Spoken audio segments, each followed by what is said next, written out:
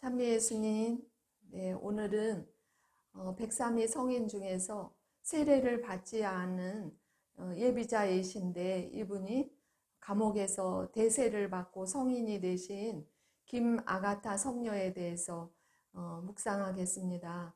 이분은 52세에 서소문 밖에서 참수 치명하셨는데요.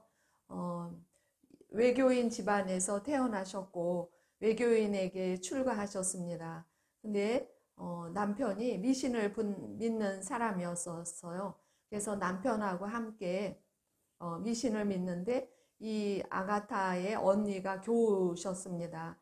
그래서 아가타 언니는 항상 아가타를 보면은 이 귀신들은 모두 헛된 물건이니까 믿지 말라고 아가타를 볼 때마다 이렇게 권유를 했어요. 그래서 마침내 이 아가타는 이 말을 듣고 남편이 책망하던 상관하지 않고 집에 있는 그런 물건들을 모두 다 불에다 던지고 그때부터 열심히 이제 교리를 배우게 됩니다.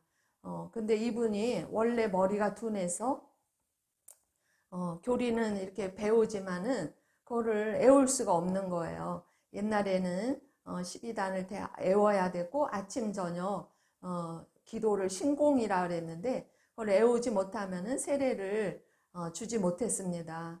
그래서 결국은 3년 동안 공부를 했지만 세례를 못 받았어요. 그러던 중에 기예박해가 1836년에 기예박해 전이네요. 1836년 10월에 아가타 이분이 체포가 돼서 옥에 갇힙니다. 네, 포도대장이 너가 천주학을 믿는다는 것이 정말이냐? 그렇게 물을 때 네, 저는 아무것도 모릅니다. 제가 아는 것은 예수 마리아뿐이 모릅니다. 이렇게 대답하는 거예요. 근데 포도대장이 너가 형벌을 당하여 죽게 된다 하더라도 예수 마리아를 배반하지 못하겠느냐? 또 이렇게 엄포를 할 때도 제가 차라리 죽을지언정 배반을 못합니다. 이렇게 용기 있게 이야기하는 거예요.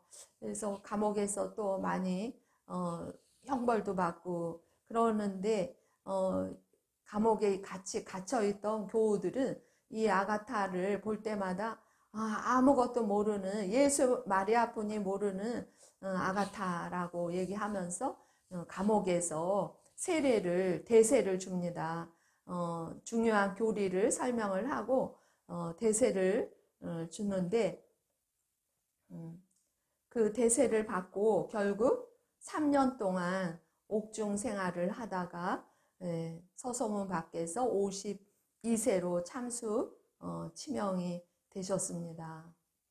제가 이 김아가타 성녀를 묵상할 때마다 정말 이분이 머리가 둔해서 세례를 받지 못했지만 이분이 나는 단지 예수 마리아뿐이 모른다고 대답을 하고 예수 마리아 그분만 믿는 이 열정이 대단하셨기 때문에 치명까지 순교까지 하실 수 있으셨어요. 이걸 보면서 하느님은 우리가 많은 걸 알아서 하느님을 믿는 게 물론 아는 만큼 하느님을 사랑할 수 있겠지만 먼저 이분이 가지셨던 것 하느님께서 주신 그 믿음이 있으셨기 때문에 치명까지 하실 수 있으셨다는 게 많이 감동이 되었습니다. 우리는 지금 이분을 보면서 하느님에 대해서 나름 많이 체험도 하고 또 아는 것도 많이 있잖아요. 근데 아무것도 모르는 아가타는 예수 마리아뿐이 모르는데도 치명까지 하셨어요. 그래서 정말 우리 선조들이 그렇게 순수하게 하느님께 대한 뭘 많이 알아서가 아니라 그냥 하느님께 대한 그 굳센 믿음을 가지셨다는 게 놀랍고요. 그래서 예전에 제가 예비자 교리를 할 때 어떤 시부님이 하신 말씀이에요. 그 시부님은 당신 엄마가 아주 무식한데 우리 엄마 믿음은 최고라고 이렇게 말씀하신 적이 있었어요.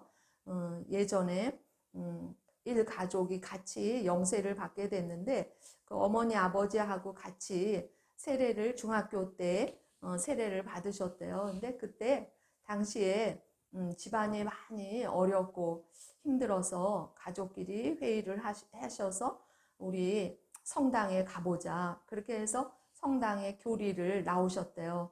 근데 성당의 교리를 배우면서 아주 너무너무 마음이 평화가 오고 그래서 예비자 교리를 한 번도 빠지지 않고 그것도 맨 앞자리에서 교리를 열심히 배우신 거예요.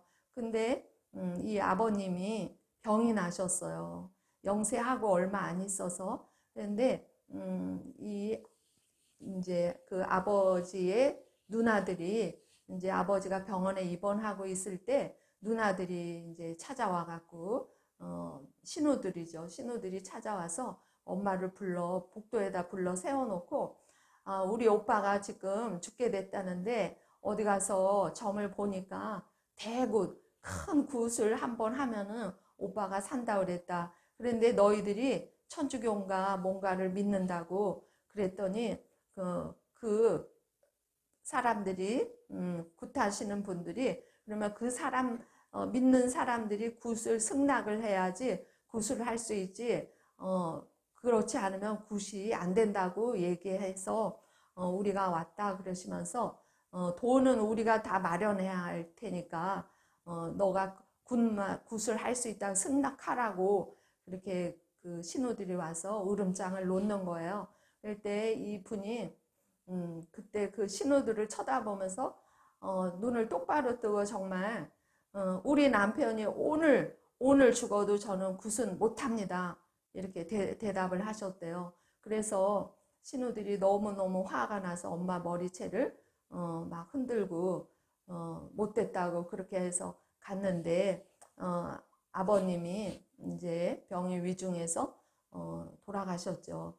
근데 이 엄마가 그 순간에 정말 남편이 죽는다 그러면 우리 보통 지푸라기라도 붙잡는 그런 심정으로 마음이 솔깃했었을 텐데 어떻게 그렇게 믿음을 고백할 수 있었는지 여쭤봤을 때 그 엄마는 대답하기를 그래 우리가 하느님을 알아서 정말 이 세상이 전부가 아니고 하느님 나라가 있고 우리가 세례를 받아서 하느님을 아버지로 모셨고 예, 너희 아버지가 이제 곧 하느님을 만나러 가실 텐데 내가 또 이 굿을 해야 된다. 그래서 여기저기 또 쫓아다니면 너희 아버지가 마음이 흔들려서 하느님 모시지를 못할까 봐 이 엄마는 너희 아버지 천국 보내기 위해서 그렇게 고백을 할 수 있었다. 이렇게 말씀을 하셨다는 거예요.